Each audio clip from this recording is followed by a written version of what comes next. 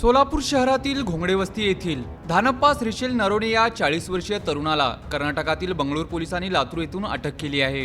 कर्नाटकचे मंत्री आणि काँग्रेसचे राष्ट्रीय अध्यक्ष मल्लिकार्जुन खरगे यांचे पुत्र प्रियांक खरगे यांना फोन करून शिवीगाळ आणि धमकी दिल्याप्रकरणी ही कारवाई झाली। जोडभावी पेठ पोलिसांनी याला दुजोरा दिला आहे। धानप्पा हा चॉकलेट आणि बिस्किटे विक्री करणाऱ्या एका कंपनीत सेल्समन म्हणून काम करतो, अशी माहिती त्याचा भाऊ नागेश यांनी दिली आहे। मंत्री प्रियांक यांना धानप्पा याने 3 दिवसापूर्वी फोन करून शिवीगाळ केली होती। कर्नाटकातील माध्यमात तो संवाद व्हायरल झाला होता। त्या संवादात धानप्पा हा प्रियांक यांना अश्लील शिव्या देताना आढळून आला आहे।